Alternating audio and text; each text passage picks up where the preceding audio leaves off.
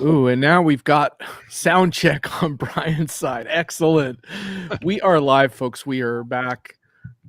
If you've missed me, I hope you have a little bit. I've missed you too, but we're changing that today. We've got Bonnie Tinner and Brian Summer here, and we're going to be deconstructing the realities of the service firm and its role in transformations.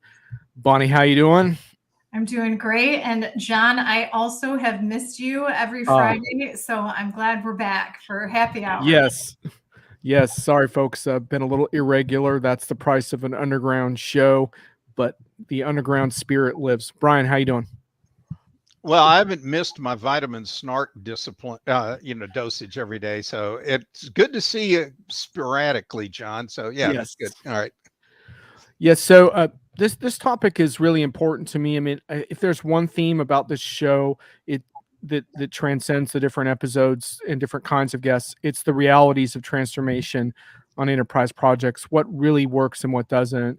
And I have found that in many cases, the role of the service partner just gets overlooked in these conversations, and that's going to change today because that's what we're talking about. And Brian and Bonnie have independently gathered their top do's and don'ts in terms of what to look for in a transformation services partner, shall we say, on your project, or how to separate the shitty and the good services firms is another way of expressing that. But the point is, they don't know what each other's answers are yet. So this is going to be exciting to see to what extent these two strongly opinionated individuals agree or disagree on this topic. So I'm definitely looking forward to getting to the bottom of this one. And I think one of the things in the background for me that operates on this topic is, like, I think software has been forced to undergo a pretty profound transformation in terms of SaaS business models and stuff like that. I would argue that's not complete. I don't believe services has gone through the same transformation yet. That's my personal bias, and so that's why I have an axe to grind on this topic. So I like to be upfront about that, and that's why we're here today. And also we have data. So we're not just winging it here. Bonnie actually is going to be sharing with us some data. So I think we're going to start there. So Bonnie, we actually have a slide. We're doing slides. We're doing slides. Wow. It's a LinkedIn Live, but that doesn't preclude our slide action here. Tell us what's on the slide and what have you learned. Is this quarter, right? Yep. Q1 2022. So this data goes through the end of March of this year. And I think, it's good to sort of level set what we are seeing in the marketplace in terms of trends with projects and these digital transformation projects. And I think the important thing to note about this data is it comes directly from clients.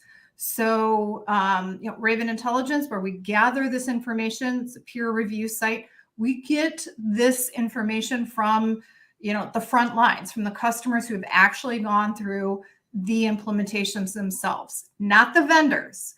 The software vendors have quite a different story, as we know. Their stats are quite a bit probably on the more positive side. These are stats according to customers. And I think it really gives us a reality check on, what does the overall success of these digital transformation efforts look like? And what is the reality in terms of, benchmarks? So how on time and how on budget are they?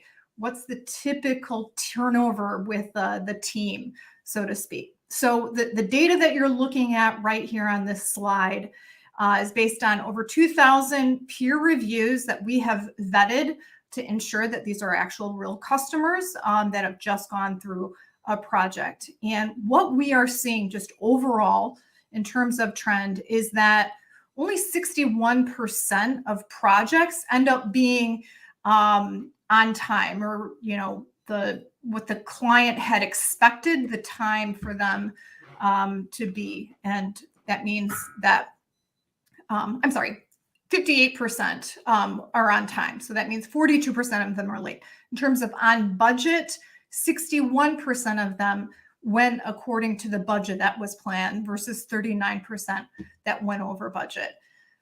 Team consistency. So that's the rate of change on the team that was initially assigned, only 56% of the time do we have a project where the team stays intact. The other, almost half have either a slight change in team or a significant change in team. And these, I think, factors, while they don't determine whether a project is successful or failure, they certainly do impact a client's overall satisfaction with their project, with their software vendor, and with the partner that helped them, implement. As you can see, in terms of the average NPS scores out of 10, what those look like in all three different categories. So how happy was I with my project? How happy was I with my partner? How happy was I with my software vendor? And you can see the averages in there, as well as sentiment averages, in terms of how did I feel about my team and how did I feel the process was out of 5. And you can see the averages below. So, all in all, there's a lot of room for improvement in here in terms of not only, performance as it relates to planning, but overall customer sentiment, isn't great across the board. Thomas, welcome to the chat.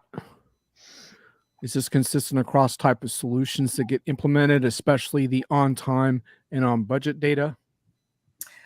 Again, we look at projects and we have to sort of make them all relative. What I would say is, projects that are smaller in nature typically are going to, have a higher propensity to be on time and on budget, but not in all cases. So this is a collection of, let's say HCM as well as an ERP full-blown implementation like an S/4HANA, or a planning and financials system. We look across 7 different major software ecosystems, from individual projects all the way up through a global multi-phased rollout. And these are, again, averages across the board. Just real quick, a couple more quick things from the chat. Thomas, by the way, thanks for all those excellent metaverse posts. We're not going to be getting into the metaverse on this show, but you and I think, are going to collaborate on something in the future. I say that because I used that as homework for Disrupt TV earlier today. So thanks, Thomas. John Belden, average size of project. By the way, John Belden of Upper Edge is all over this kind of stuff. So thanks, John, for being here. Yeah, so great question, John. These are all, enterprise size projects. I would say, we start with, companies that have over 1,000 employees, and these are multi-country global rollouts. So, enterprise level, type of projects in terms of, if we use a simple count like employees, I'm going to say 1,000 and above. We do have the full demographics that I can get for you, though. Sorry, Thomas, but enterprise projects aren't, when we get to the metaverse, all these problems are going to go away anyway, so it's not worth discussing that today, but another time. And by the way, Brent, thanks. I'm glad to have you here. Thanks. I wouldn't even have a show on regularly without some of your collaboration on the video side, so thanks. And Josh loves a good index, Bonnie, so he's all in. Brian, what is your take on so far the data? Do you have questions or comments on this? So my first one is, and it ties to the first bad thing I see from bad firms who aren't going to help with the transformation. And that is, there are companies, a lot of service firms, that just phone in the proposal. They don't even bother to show up and, walk the halls, talk to the customers, the users, whatever, to really find out what's going on. And therefore, all they're going to do is they're going to deliver a very generic solution without, without any real transformative capability. It's just a in the can deal that follows a standard method and practice. What really gets my goat is to see them, present this proposal, fixed fee even, And all they're really going to do is they're going to map data out of an old system and put it in the new system without change. So how in the world is that transformative? I don't know. And the reason I bring this up is eventually what happens is the project starts and the client thinks they're going to, it's going to take so much time and cost so much money. And then all of a sudden the wheels come off the wagon when somebody asks the one smart question, what's going to be different when this thing's over with? And the answer is nothing. And then the whole thing gets, crashes and burns and has to go through a restart, et cetera, et cetera. So there has to be a change. That's the fundamental deal, that it's not going to be a transformative kind of project and deliver transformative results if you're using some formulaic, schlocky, done it a million times in the can kind of implementation, whatever, and proposal. So I would just say, yeah, do you have any? Oh, there's Josh. Okay. You're not going to, I'm not sure that on time and on budget are the only critical metrics. And I'm sure by saying that, Bonnie's going to whip some new slide out and make me look bad. And she's nodding her head yes. So, okay, we might as well get the whipping post out now. So anyhow, I'll be quiet. Yeah, I want to say it's a weapon posted, and I don't actually have any other slides. Unfortunately, but I'm good with that. One slide's enough for my show. Exactly. And what I would say is these are KPI measurements along the way. Do these reflect the absolute most important benchmark, which is to say we've got the value that we thought and the return on investment that we set out to get from this particular project? Those are the larger questions that I think some of these things are leading indicators of that, because if you run a good project, ultimately that's going to increase your probability for a higher result in the end. But I think these are the metrics that we the project metrics that we look at along the way to keep the wheels on the track, so to speak, ensuring that once you get to the end, you get the value and the business impact desired from this. And again, those are a different set of metrics that we do have that I think are important to talk about as well. Brian, rebuttal time. I'll save it till the end, from when it's my turn to present the direct testimony, but go ahead. Yeah, we were just joking before the show that Brian didn't have the opportunity to review Bonnie's evidence in the form of a slide and present proper rejoinders. Brian's coming off an expert witness gig, so this is Brian's gone legal on us, so that's what's going on here. So no comment from Brian, I see. Still under NDA, I got it.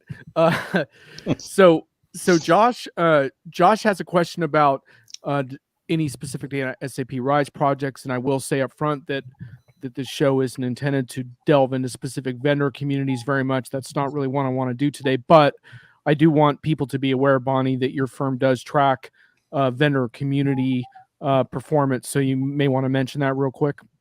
Without a doubt. And I would say, RISE is a fairly new, product / service methodology. So we're still,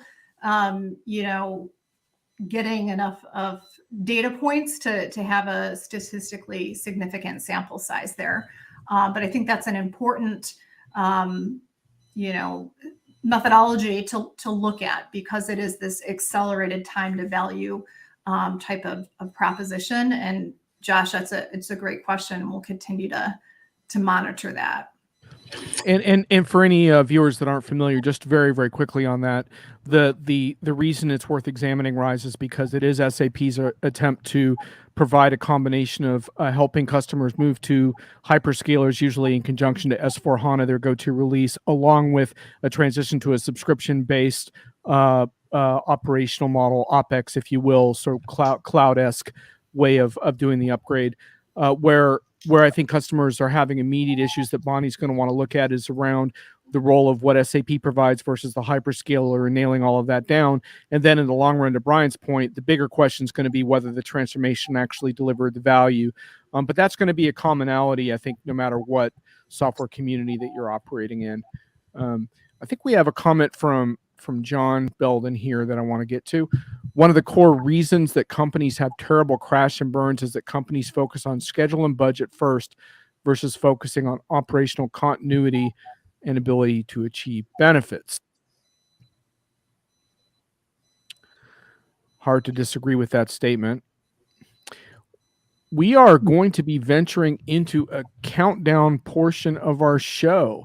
The countdowns are going to basically be the how service firms to avoid is basically one way to think about it, or perhaps the shitty characteristics of services firms, or don'ts, as I think Bonnie has organized her list. So this is going to be fun because, as I said at the top, Brian and Bonnie have not seen each other's answers to these vital questions.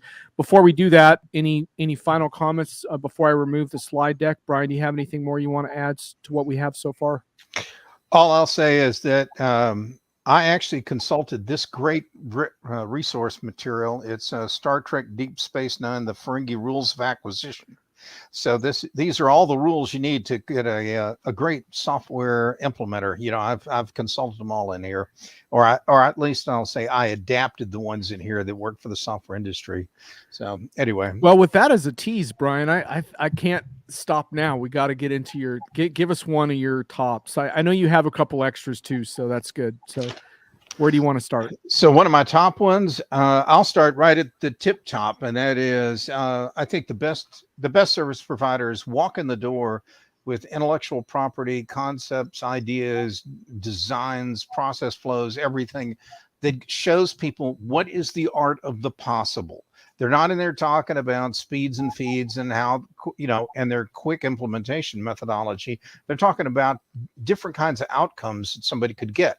And that's what you want to hire. You want to hire somebody who's going to take you to the end of some great journey, not somebody who's just going to show you how to gas up your car. So that's my first one right there. No arguments there. Is that from your bad list? Because I want to do the bad list first. Oh, well, the bad one, the corollary to that is they just phoned in the proposal with no original thought or anything else. So we'll yeah, the dial in. Okay, the boilerplate RFP mechanism. Yeah. In fact, anytime anybody shows up with, doesn't even show up, just phones in the proposal with a rapid methodology and all that, then, you know, you might as well just toss them out the door. You're not going to get anything out of them. Brian, it's a little bit of a side topic, but I take it you're optimistic about AI generated RFPs then. This is excellent. Only in the metaverse. Okay. Okay, Thomas, there's your metaverse reference. Okay, so Bonnie, give us one of your don'ts of services partners to avoid.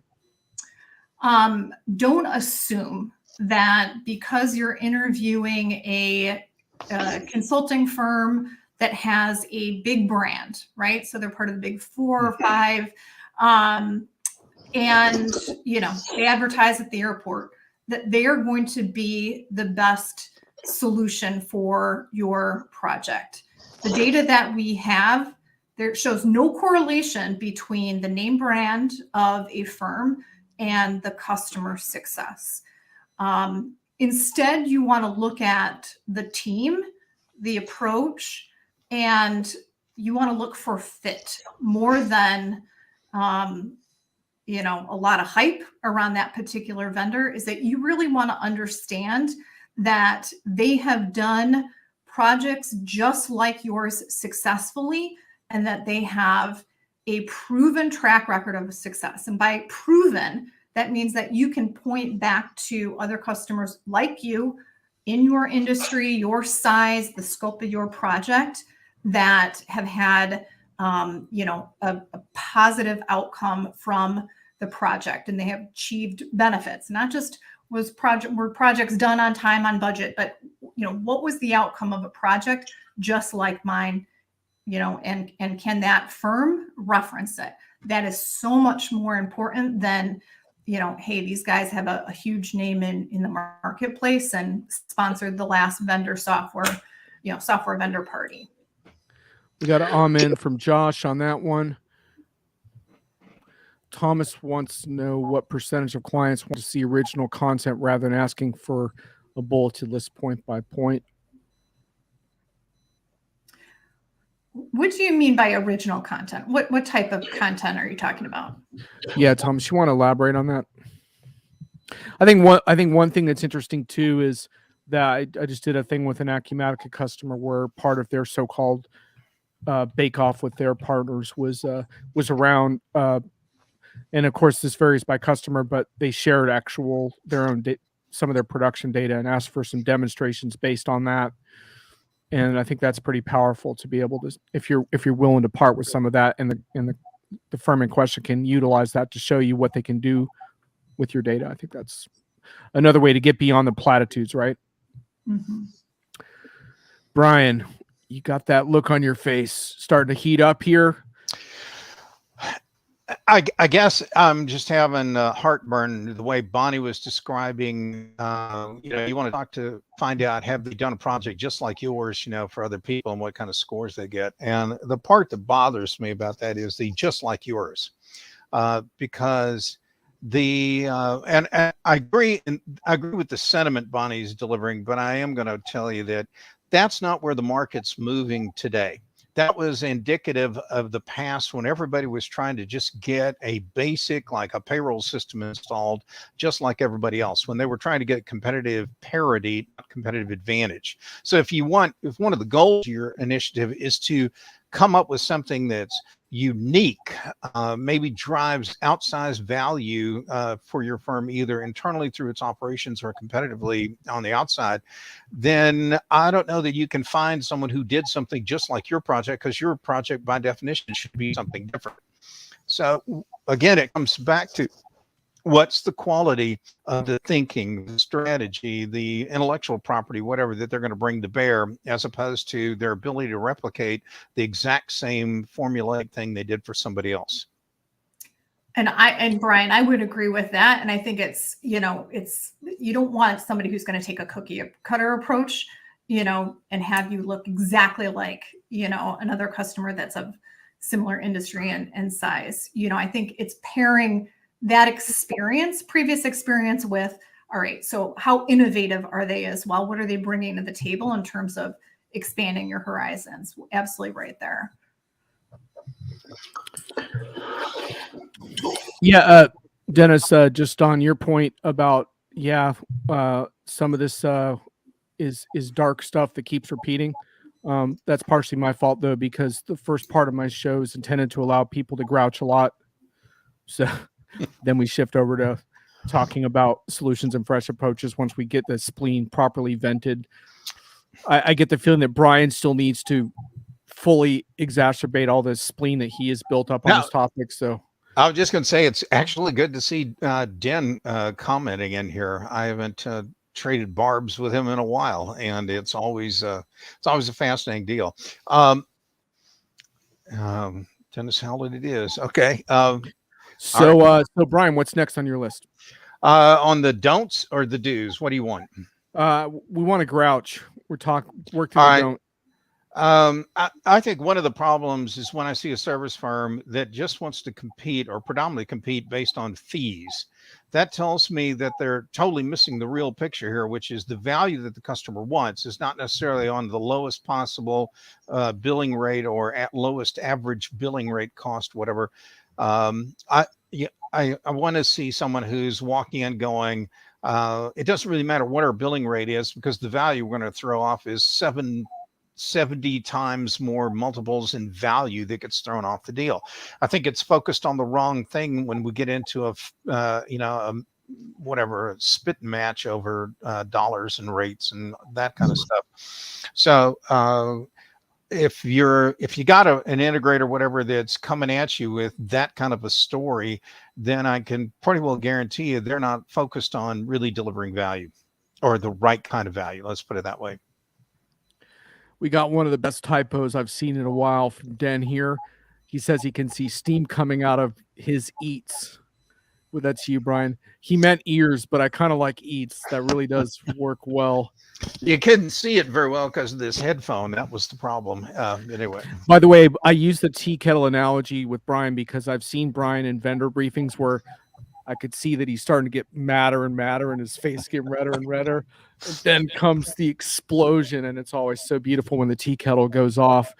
And I remember one time, Brian, that led to your fantastic phrase that after a 30-minute presentation, you said, "This was just a study in incrementalism." Yeah, Beautiful. I've never been able to quite live that one down. And there's still vendor people that were in that meeting that still come up and remind me about that from time to time at a show. So yeah, I remember that. Yeah. By the way, Tracy, it's great to see you in the show again. It's been a while. And by the way, on SAP Rise, Bonnie did say that she's gathering data on that. I also made a couple of generalized comments about that. We're not going to be getting further into that today, but so Den is saying, as Brian suggesting, that innovation is so rare that making good choices is really hard. I'm not saying that it quite that way, Dennis, but I am saying that it's almost incumbent on the buyer to basically push all kinds of buttons with different service providers to get them to show me the value, show me the innovation, because the initial knee-jerk response is send them our fast implementation methodology and standard proposal. And once they accept the deal, we'll bury that poor client with about 60 change orders in the first month alone until we finally figure out what we were going to do or what we should have been doing all along. So yeah, the innovation, it can be a little hard to find unless you have some like hard-nosed guy like yours truly, whispering in the client's ear, like, don't settle for that. Ask them this. Here are your 6 big questions that'll park them on their backsides for, being so lazy. But yeah. And I would add to that, as you're trying to test for, is this firm innovative or not innovative? I think it's difficult to paint a broad brush and say this firm is innovative. I think you need to understand, is this team innovative, and who is it from the firm's team that I'm getting assigned that is going to help us challenge our old way of thinking or help us create something that didn't exist within our organization before. And it's hard to say XYZ firm is known for that as much as it is to say this team is coming in asking all the right questions and challenging our thought process even during a selection process. And I think it's you really need to look at the team themselves, the people that are going to be assigned your project, to understand, is this group of folks going to help challenge our thinking, not is this firm in general, because that's a really hard it's not like a product. It's not like a piece of software. You can say that's an innovative piece of software versus something like this. In the world of software consulting, it really depends on the team that you get assigned. I mean, sure, there's some higher propensity within firms to have a really solid quality team, but you really need to check under the covers on that team to see, is this team innovative? Josh wants to know if we're going to call it the customers too. They have a major responsibility. I think, Josh, you'll find that's an underlying theme in this discussion, but no, that's not the focus of today. The focus of today is specifically on the role of services firms. So that's just an attempt to get to the bottom of this. But you've written a really good post on customers' role and customer success. So can you paste that into the chat? And that way folks can take a dig in that. And we'll certainly be revisiting the role of the customer in future events as well, because that's not to be diminished. It's just, I wanted to focus on the services partners this time around. We have a question from Sam Gupta. Fast implementation methodology. I would be interested in knowing if that really works. Now, there is a loaded question for you. You want to start, Bonnie? I'll gladly let you step into the abyss first if you want.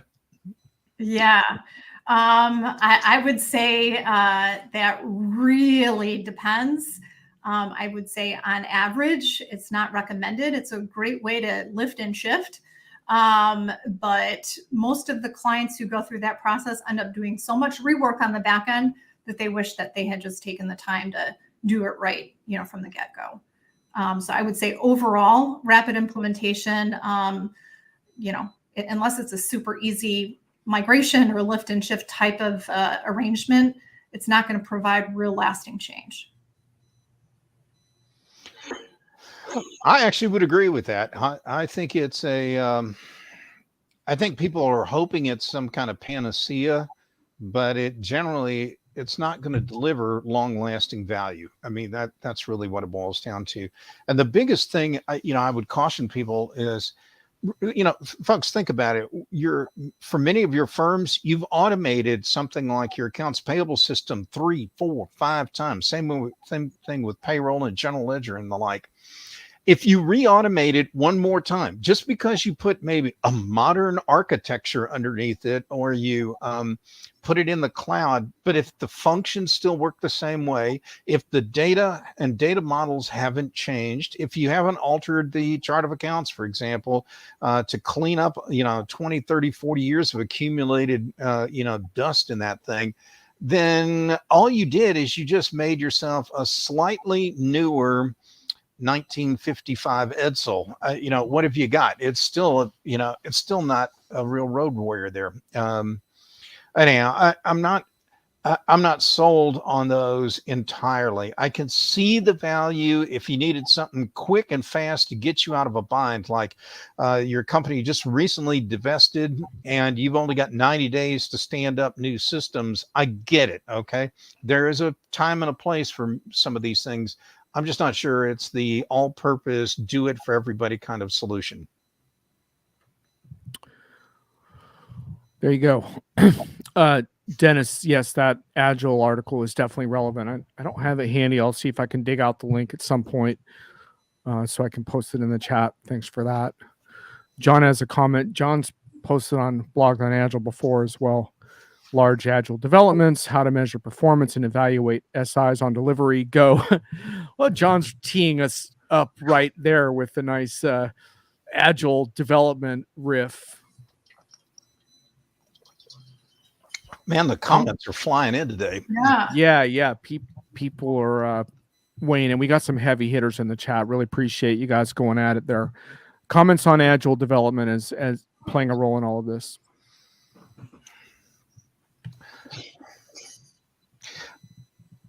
I think it's great, particularly if you're using it to kind of help the client understand what it is they're going to get or what they think they want to get.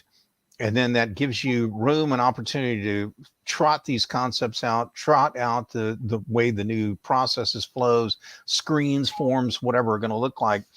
Get that feedback almost immediately, and then just keep iterating till you get it right and close. And this would be true whether it's of a package or on the custom side. So there's value in that. I'm kind of more of an old school guy, and I kind of like to, at least whether it's chalkboard or whatever, and get the stuff figured out ahead of time as much as possible. But I have no problem using some Agile stuff once you have the strategy, the direction, and the general concepts nailed. So I'm okay with that. I think it can coexist. Thomas also brought in an important point on price versus value, which is sort of an underlying theme here. I think he says as a consultant, he does his utmost to avoid these issues. Still, clients are often asking the wrong questions, and the estimated price tag is often a major decision criteria. We had some customers that chose another SI, then came back to us when they figured out the chosen partner led them nowhere. So I think that ties in a lot to the whole fast, implementation thing, right? Where I think Tracy referred to it as a race to the bottom, but that race to the bottom, I think, goes counter to what Brian's talking about, which is that projects today, for the most part, need to transform your circumstance, not just change your software provider. Correct. It is a different mentality. And I want to take that and sort of transition into one of my other don'ts. I think it's, don't be unclear on how you're going to measure performance contractually. So I think the question just popped up. So how do you measure SI performance and quality? It's a great question. You want to have defined, for whatever scope of work that you're doing, very simple objectives and outcomes that you can tie back into that particular statement of work, whatever it is. I mean, there's the easy things that we looked at. Was the project done on time? Was it done on budget? Did you switch out my team? Were there change orders that came up that should have been addressed, during the scoping phase? All of those things those are the easy sort of KPIs that you can put in, contractually to ensure, or those are indicators of success. But if there's certain things that you can tie as the outcome for a particular project, I mean, those are the real things that you can go back and reevaluate the partner on to say, was this partner somebody I'm going to use again for future projects? And, based upon what we're seeing is, 60% of clients will go back and use that same partner for additional projects, but a full 40% of them will say, they may have, checked the boxes with, delivery, but it didn't, it left us wanting. So I think, again, very, simply, it's what are the outcomes or what are the business impacts as a result of the statement of work that you've put a box around? And that's really where you measure performance. Yeah, and I guess I would add that I think I have a couple of comments on measuring performance. I was going to save a couple of them to the end, but I think one of them that I strongly believe in is not, it's like different KPIs, but also how do you come up for error more often? Because very often on these troubled projects, it doesn't just end when you pick the right partner. And a lot of times what I see is customers don't seem to come up for error often enough and find ways of saying, how are we doing? And having an objective way of kind of looking at that, or something closer to objective, right? As opposed to what I used to make fun of in this business is golf course relationships that are unfortunately still too rampant in our industry, right? Where, oh yeah, we get all the firm's business on this software or whatever. And it's like, well, why? Because you have access to a nice golf course. That shouldn't be the reason. So coming up for error and making course corrections, I think, is a really big missing piece when we talk about how to avoid repeating past mistakes. Are there any more don'ts from the list? We covered a lot of don'ts, I think, just answering the questions. Brian, do you see anything on your don'ts list we haven't covered? I got a bunch. I'll just rattle them off real quick, and then you can decide if you want to waste any time on error. We could talk about one of them. Let's say, either you don't want to pick vendors who do not disclose their conflicts of interest. Are they going to shove you into a solution you probably didn't want or is not right for your firm? Do you want that? You don't want to deal with a vendor who doesn't have or care or produce any kind of strategic customer reviews. They should be able to show you reviews of work they've done for other customers that really focus on some of these great kind of forward-looking deals. Somebody who just talks about, and we implemented this product somewhere, so what? You don't want to pick somebody who has no multinational project capability. I'm astonished how small my little company is, and yet every year I'm doing projects somewhere around the world. And yet you try and find a lot of implementers in particular, and they can only do something if it's within a 50-minute drive of where the person's located out of. That's not going to create a great project success deal if the service people are geographic bound, or the company has no idea how they would operate, behave, or anything else across borders. That's a few of them. Bonnie, what are yours? I'm sure you got 6 slides. So what do you got on your list? Yeah. So don't go into a project without a clear people definition. And as much as it is the people side of the equation from the partner side as it is your own internal team, these massive projects become so much more unwieldy because they take many years to complete. And lo and behold, you have 3, team turnovers during the process of that. I think there's more success that's realized when you can take and break the project up in phases, but ensure that your people, the people side of the equation, doesn't turn over to the extent that you can really control that. I mean, with the way of the world right now and the Great Resignation, that's really tough. On the other hand, one of the biggest problems in these projects is this idea of knowledge transfer, either on the consultant team side, that's a really bad one. But internally, when the onus is back on the customer, when they change the project team over and over, all of a sudden, you get a brand new team in there and it's a whole new project. So, do not, go in with an unclear bench of who exactly is going to, run this project, and, make sure everybody's committed to staying through the duration of that particular phase. Tracy has rolled out the misery KPI. How did the project feel? Was I, the client, miserable and stressed out the whole time? So it's an interesting, valid point, I think, around like, do miserable projects lead to great outcomes? I would guess probably not most of the time. Well, let's stay on that for just a second. I think the best clients actually are looking for not just a technical implementer, but they're also looking for someone who's going to be a bit of a consultant. That consultant is going to help them with either personnel issues, change management, training issues, those kind of things. So that's all in the bag. That should be there for any project.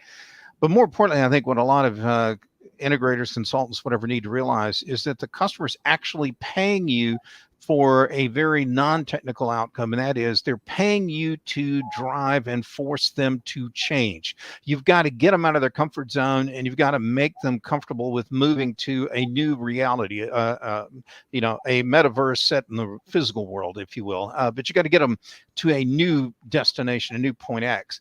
And if you're not making them uncomfortable a little bit, then you're probably not doing your job.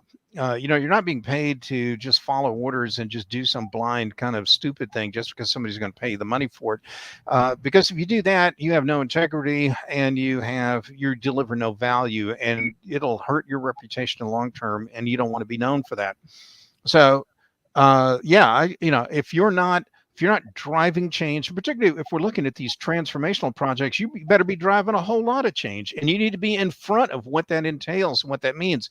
And if your client's getting uneasy or nervous, whatever, it's because you're not communicating, you're not as far ahead of the curve as you think you are, and the client's getting concerned that you don't know what you're doing. So you either need to go get the right talent, get smart on what you're doing, but whatever, realize that you're paid to make change happen. You're not there to help them enshrine their old habits. John's heard me talk many times where I say that nostalgia is not a strategy, and you're not there to reinvent the nostalgic view of the way that Grandpa used to run the company in '07. So anyway. Josh says, per what Brian says, the partner is often what I call the adult supervision. They need to lead, sometimes from the front, sometimes from the rear. Mm-hmm. Yeah, that's why I wear a pair of size 13 shoes in case I'm on the rear and I got to keep kicking that client, moving them across the finish line. But that's exactly right. That's exactly right. There's like a saying, if you're not pissing somebody off, you're not doing anything really, that big. And these projects are not going to feel great.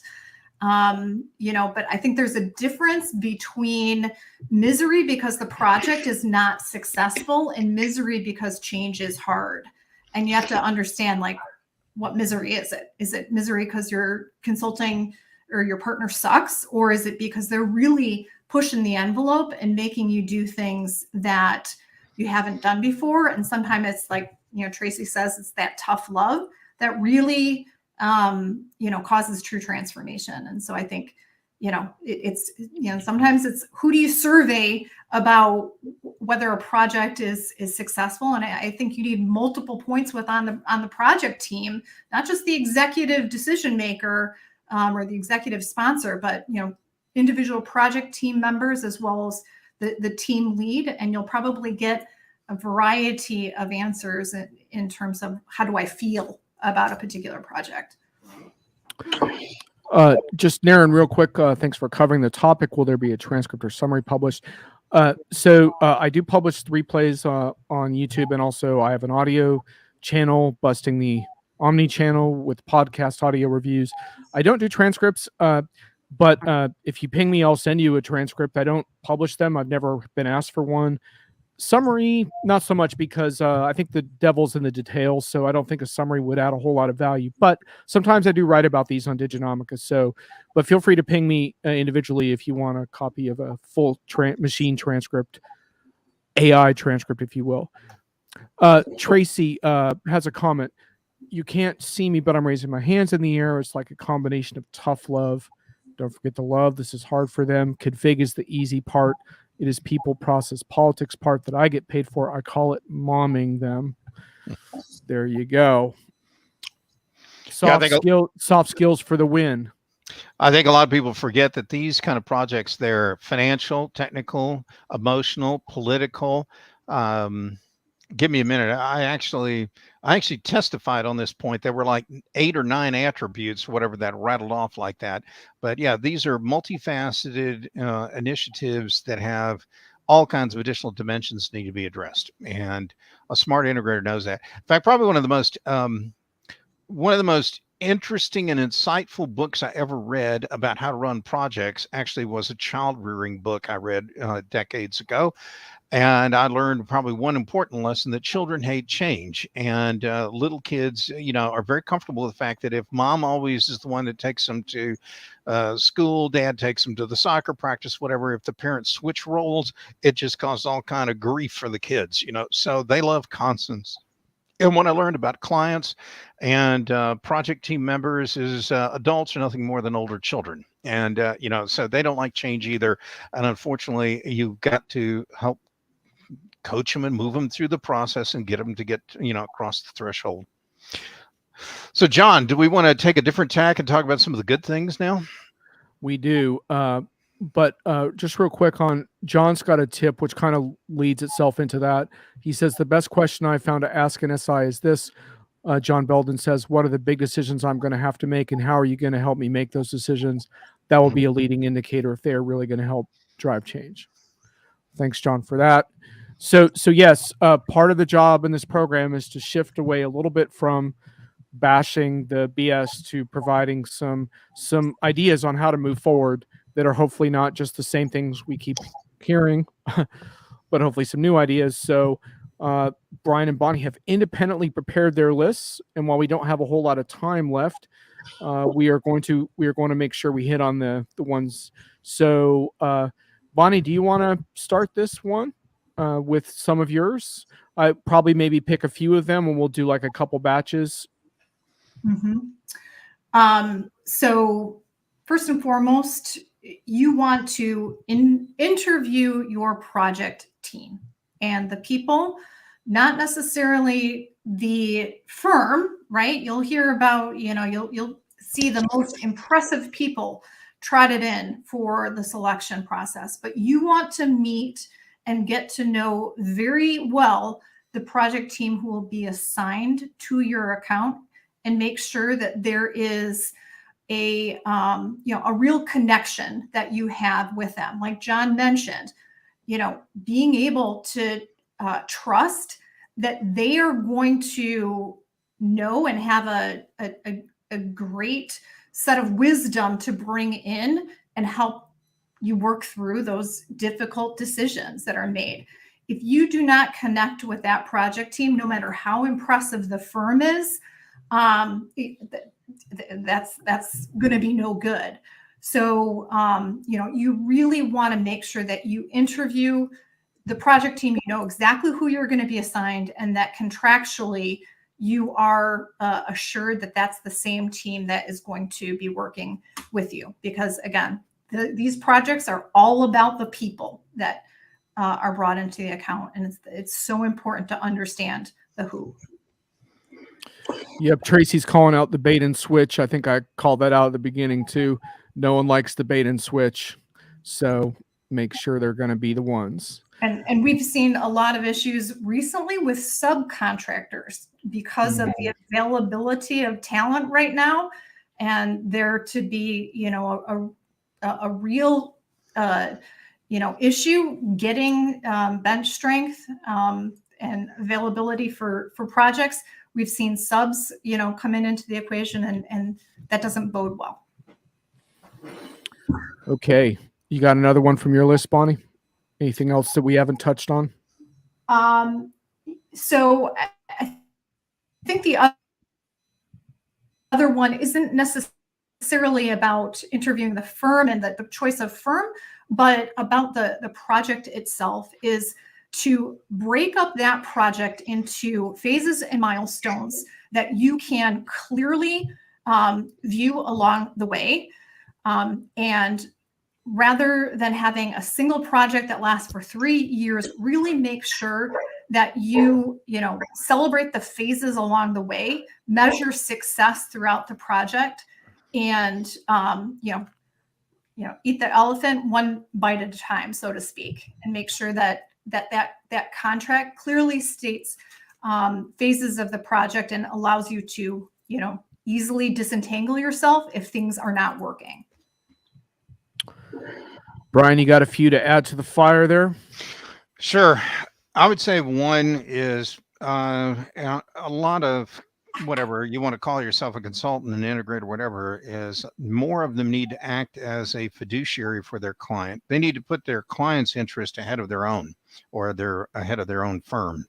And when you have that perspective, and that may require some empathy skills, but that actually really changes your perspective in helping you see what's the value the customer wants, what are the things they want or value and want from your team, and so forth. And when you do it that way, you can realize, like, are we even a good fit for this based on what it is they want, as opposed to, I need to close and book this, and that's just not going to cut it. Another one I had in here is I think it's important that I think the best service operations are the ones where the people proposing the work, they're the ones who have to eat what they kill. They are the ones who, they saw it, they walked it, the halls, they know how big it is, and it's their personal brand at risk if they don't deliver against that, as opposed to companies that have a separate sales organization will sell, promise anything, and then throw the deal over the wall to someone else in delivery to go make it happen. And it can't be done sometimes because they've come up with an unrealistic scope, or they priced it too low, or they underbid on the kinds of skills required. And finally, I would just add in there, I think the best consultants are the ones who have outstanding listening skills, and they know how to walk the halls and talk and meet with the client individuals and find out exactly what's going on, not necessarily what did the customer put in an RFI that's going out for either the services or the technology. A lot of times clients do this terrible cut and paste job. They'll take an RFI they did to acquire, I don't know, structural steel beams, and they'll try and make it work for services for an IT project, and it totally misses all the critical things about what is the business problem really trying to solve, what's the root cause of that problem, how are you going to do it, what are some of the more novel ways. They don't put any of that in there. And so you need someone who's going to go and ask the uncomfortable questions. One of the things I learned early in my career, one of the best advantages of hiring students right out of college is they don't know anything. And you go turn them loose on a client or a prospect, excuse me, and tell them, go ask all these questions like, why are you doing this project? What do you want to get out of it? What are the benefits?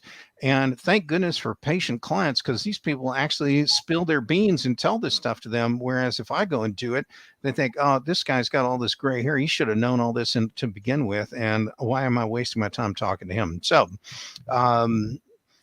good listening skills. Great thing. Good stuff. I'm going to add a few that I have on my mind.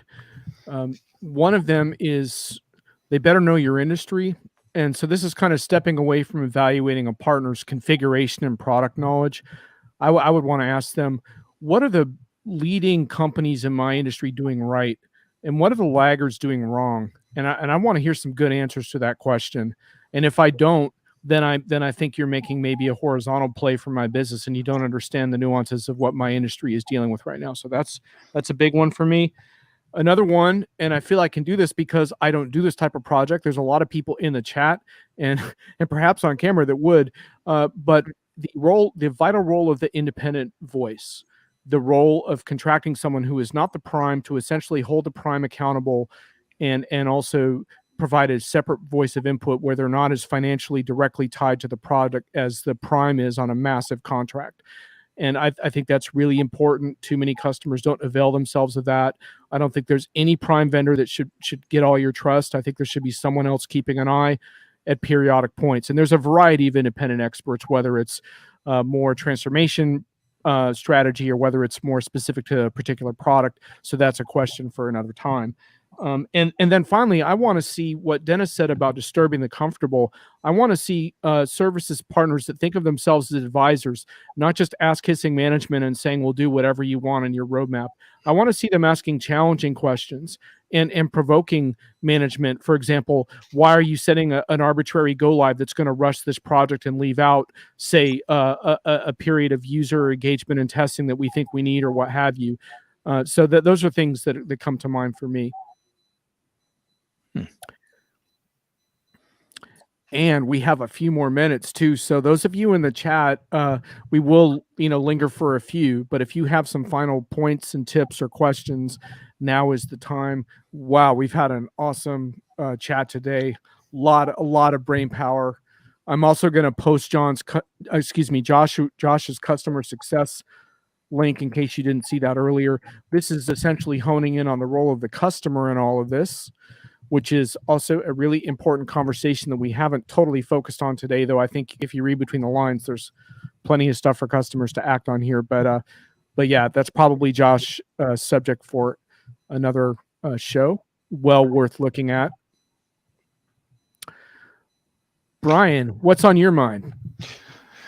So just keying off of Josh's comment, you do need the client does have some responsibility for this stuff. And what's interesting is I recently did a big Factory of the Future project, and the client had some of the wingtip wearing management consulting firms working with them on some aspects of this big change transformation. They had a couple of systems integrators that we know and others. And it was funny, none of them actually had the big picture. And even though my team, we weren't there to solve the big picture problems, we kept surfacing the right kind of issues that their management team needed to focus on. And so where do you find yours truly having a chat with the CEO on a Zoom call and the executive committee going through what are the other kind of structural changes they're going to have to make and why?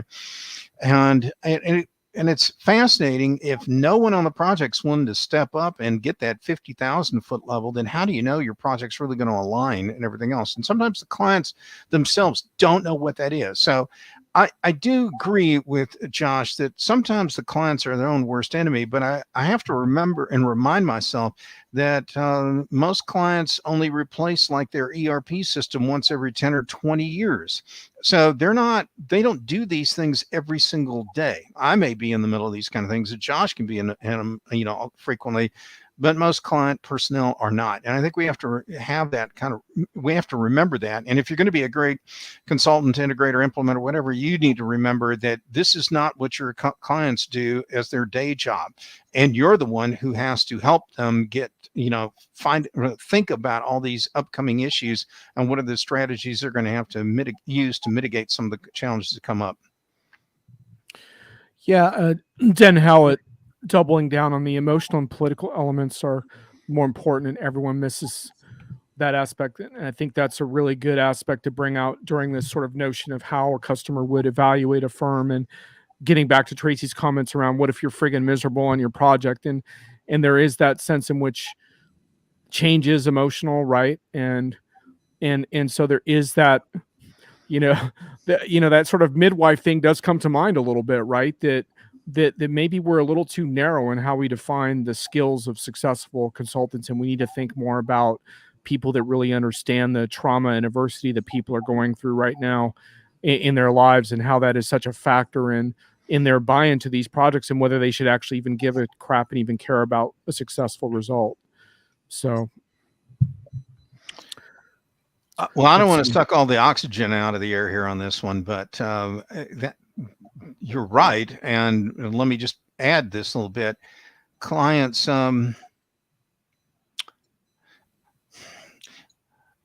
if a client doesn't feel that you are not only protecting their confidence, but you're also sharing with them some of the challenges of what's coming up in their company, then they don't really feel that you're acting possibly as the best consultant you could be. They're looking for you to be almost an extension of their organization, and that requires that you're going to, you're going to get pushed into situations. If you're doing your job well, they're going to want to know, what do you think about my own employees that are helping you out on this project? And you better have a response for that. How are you going to handle that? Your job is not to just install something, set some configuration switches, and then go away.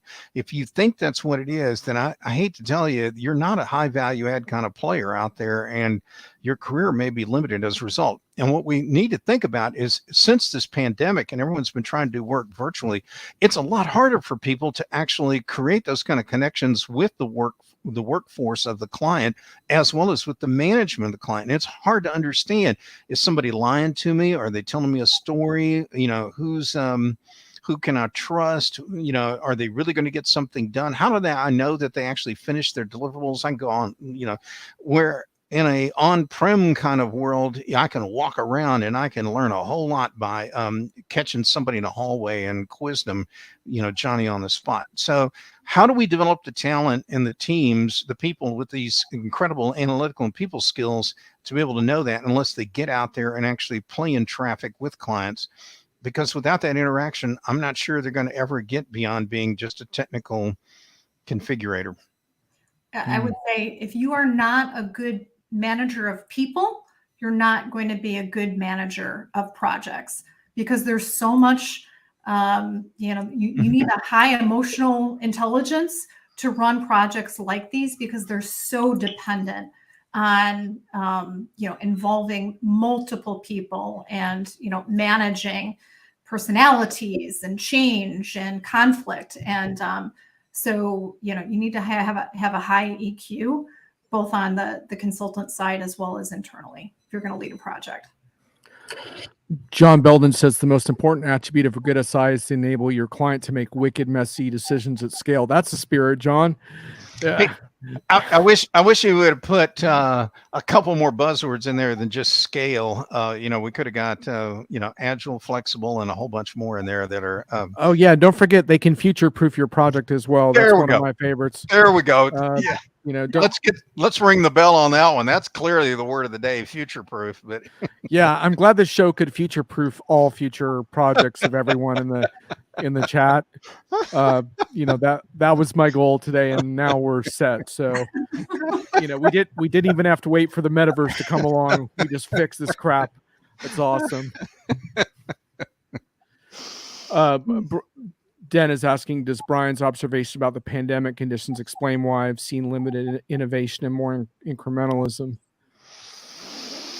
I would say it has challenged some bigger transformation stuff. And to Den's point, what frustrates me is I've actually seen people drop the phrase business transformation and go to digital transformation, and which is a step down, because all you're doing is you're now take a manual process and you're using digital, capabilities to do the same damn thing you did before.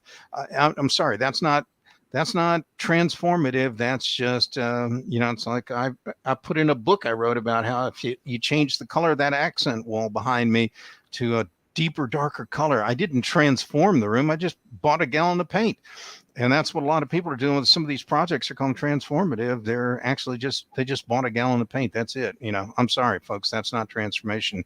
And I think a lot of people don't do the big transformative stuff because they don't know how to do it in a more work from home kind of whatever kind of world.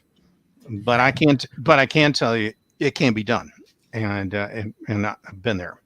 Yeah, it's a lot harder to walk the halls, so to speak, as you were saying before, to, get the ear of your people and find out what's happening. You have to be more creative now on Slack or digital. At the risk of spamming the chat, I encourage folks to search out Thomas's post where he contrasts digital transformation and digitalization. It's very effective. And any final comments? I saw that piece. That was actually very good, Thomas. Any final comments from you, Bonnie? And you want to tease any upcoming data or projects that we should be looking out for from you? So my final comment would be, don't scrimp on change management. We didn't really talk about that, but you know, that's a piece of this as well. And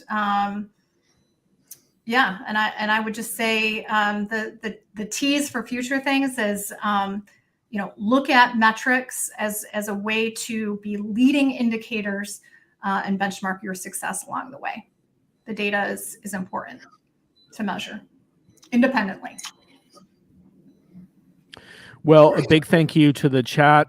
This was exactly what I wanted this show to be, was your active contributions helping us all to get smarter. I always felt that the people watching these shows are absolutely just as smart as anyone on the camera. You've proven that again and again today. And I realize that these are hard topics, and sometimes it feels like we're talking about the same crap year after year. Unfortunately, until we solve these problems, we have to talk about them. Sorry about that. But I do think we are coming up and solidifying some of the better approaches that do work. And I think it's our collective job to continue this conversation. This isn't just about services partners. This is about everyone.